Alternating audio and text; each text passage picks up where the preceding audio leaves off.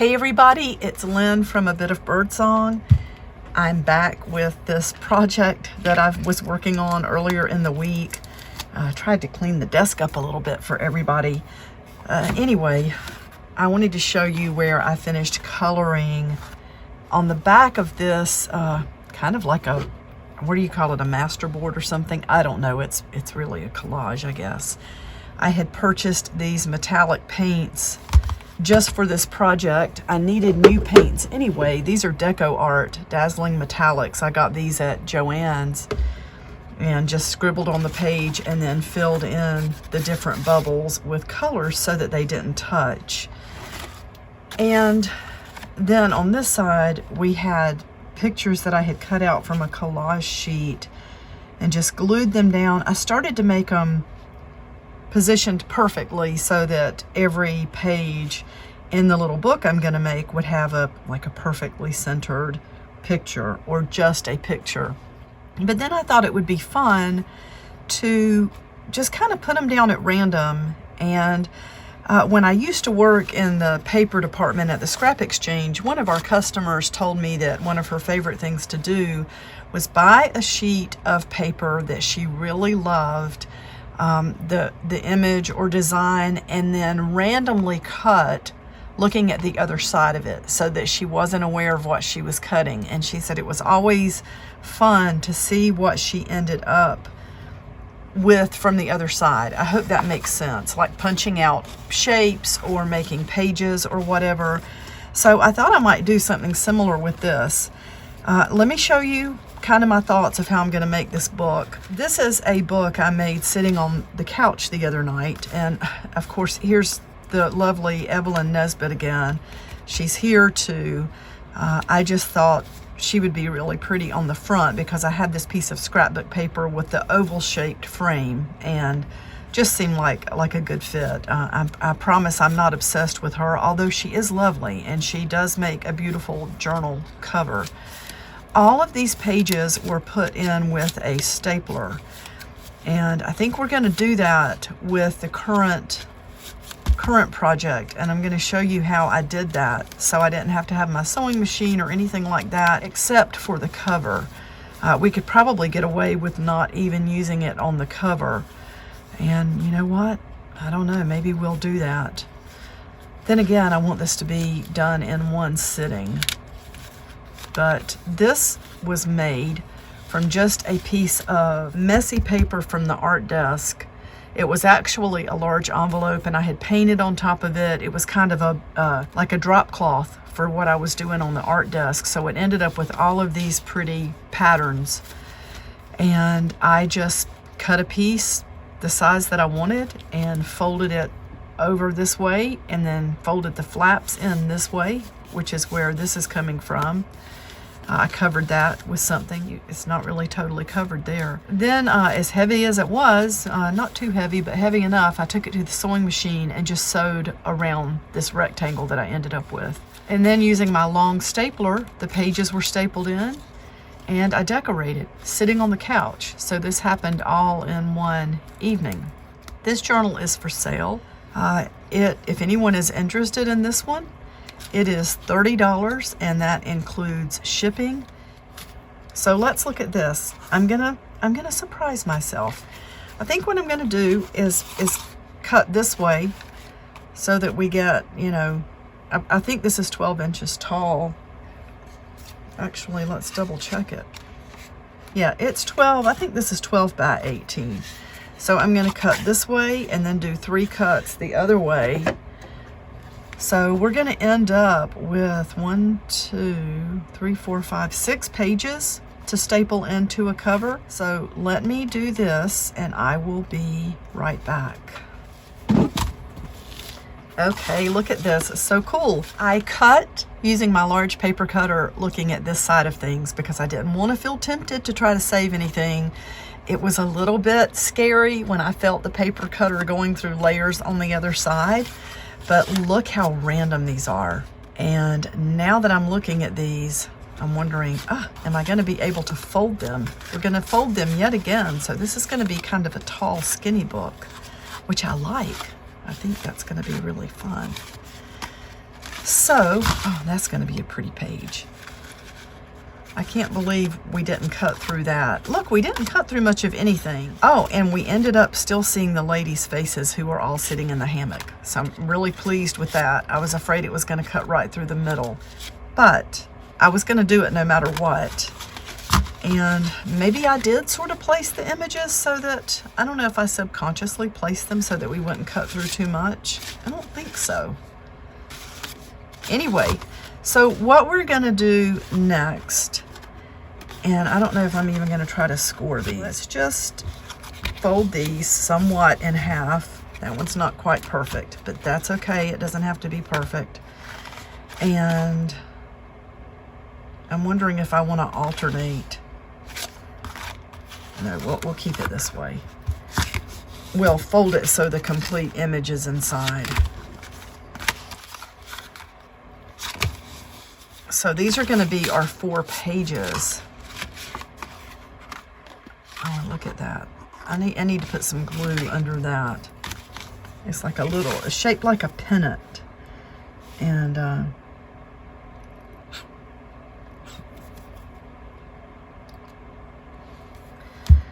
I don't want to lose it. Let's bring it over here because I think we're going to have some glue come out from under that.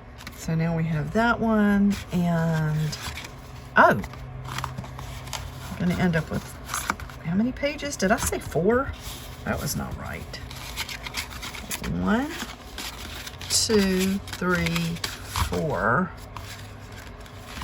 Maybe I better fold 1 or 2 like this, because it's seeming too monotonous at this point. Let's do it like that. We'll do these 2 this way. And she needs a little bit of glue under the corner.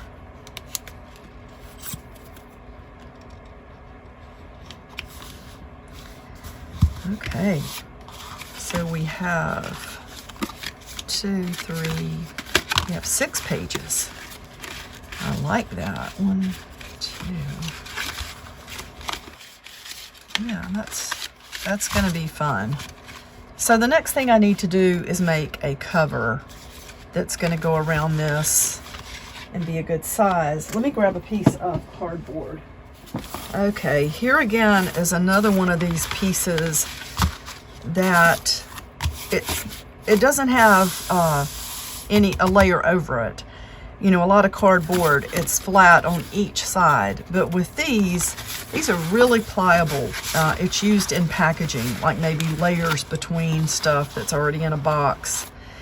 And I think that, so let's do, I want a little bit of overhang, because I think once we start laying these pages down and stapling them in, we're gonna need a little more space.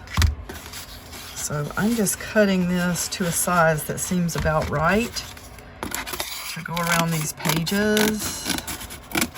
And I don't want it too tall. And maybe what we'll do is glue, well, we are going to glue something on the inside. I don't know if I want fabric or, so you know what? Let me grab a piece of fabric. Okay, I went through my scraps. I kind of like this. And this is almost a perfect size. So why don't we go ahead and glue. Let's go ahead and get some glue on here. And I'll spread that around and we will get that fabric just the right size. I'm hoping it'll tear.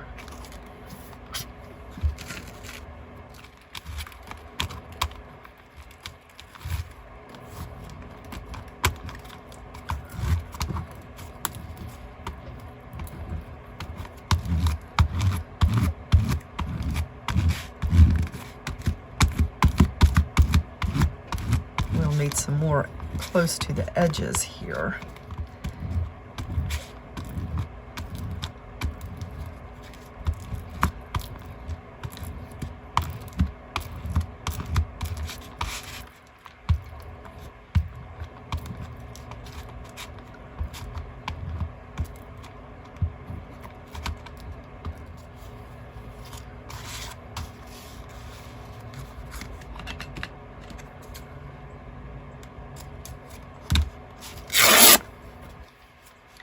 Yeah, that was good. And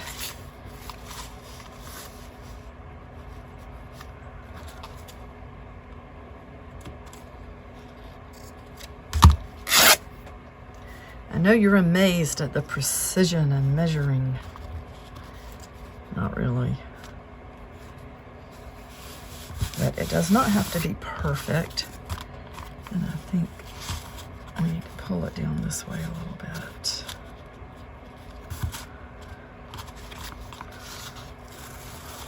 Okay.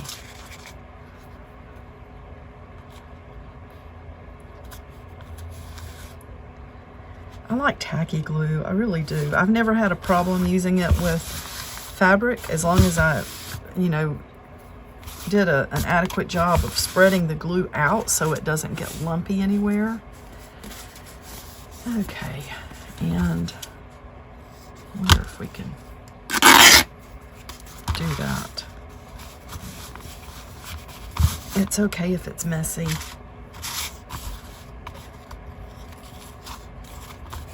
Ooh, it just about tore my cardboard up. Yeah, that I shouldn't have done that last tear, but you know me.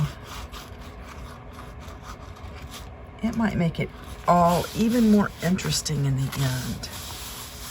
It's gonna be okay.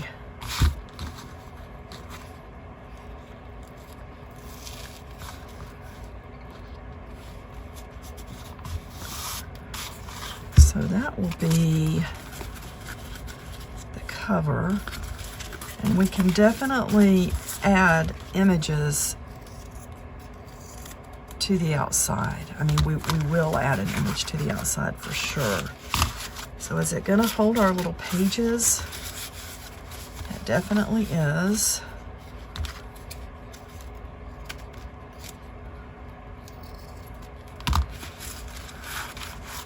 Once this is dry, I'm not going to sew through this with the wet glue in there, but I may come back and sew around this if that cardboard falls apart. I don't think it will because we're going to add some things to the outside, and I think this is going to be so cute. Maybe we can make a topper using some of the same fabric.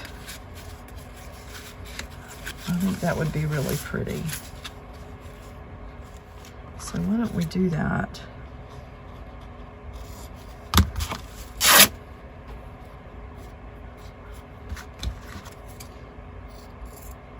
I think for junk journals, it's okay to rip fabric like that. I know you probably shouldn't do it if you're sewing and making something where you don't want to warp the fabric or weaken the threads. I know that couldn't possibly be good for most fabrics.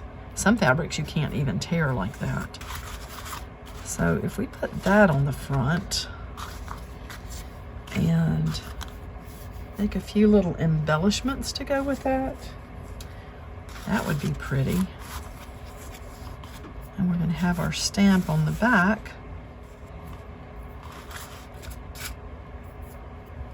I think that'll be really nice.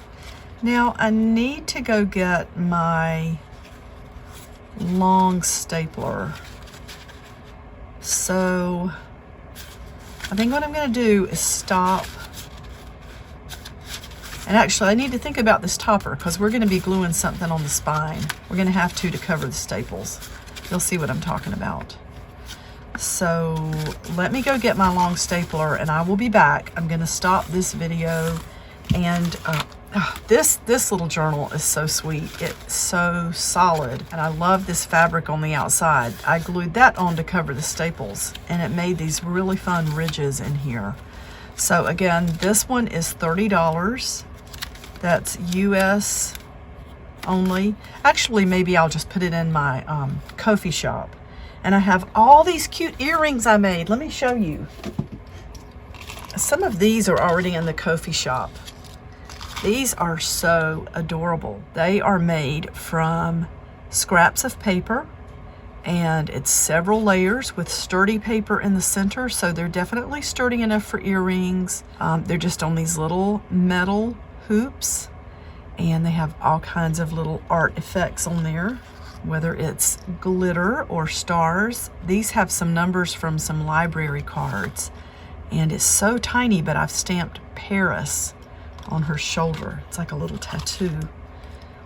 So these are in, like that one. I love how she's over to the side. It's almost like a moon around her face.